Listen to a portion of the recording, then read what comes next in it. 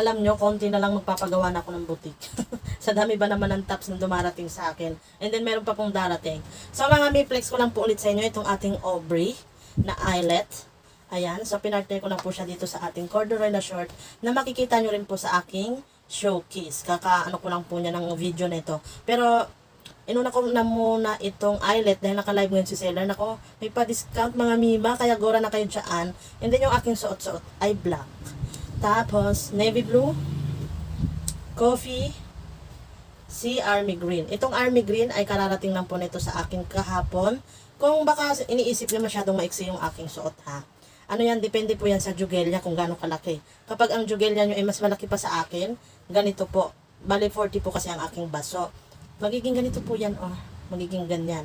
So, kung 40 bust po kayo, 38 waistline. So, ganito po siya sa, katulad sa akin, ganyan. Pero alam nyo po, yung army green, mas mahaba siya sa ganito o dito. Mas mahaba siya pagdating sa bandang harapan. Kasi bagong ano po ito, mga bagong labas. So itong black ko po kasi matagal na talaga to sa akin. Ang kasabayan po ni Ray ay itong dalawa. Yan po, ito po ang kasabayan ng aking black na suot-suot ngayon. So sa ngayon, yung mga bagong labas ni seller, mga ganito na po, kaya hindi po kayo mag-aalala kung mas malaki pa yung jugelya nyo sa akin. Hindi po siya magiging ganyan kaiksi. Okay, kung gusto nyo rin po na ito, nandiyan yan sa ating yellow basket.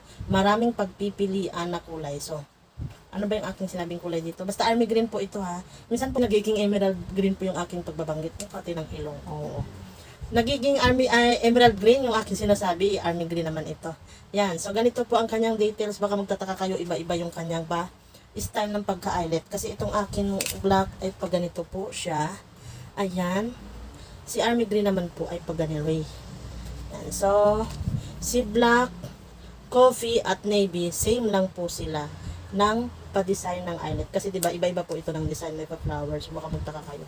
So, ito, gora nami. Check out na dyan sa aking yellow basket. O, diba, usong-usong ngayon na pang mall. O, ganyan-ganyan pa lang. Check out na.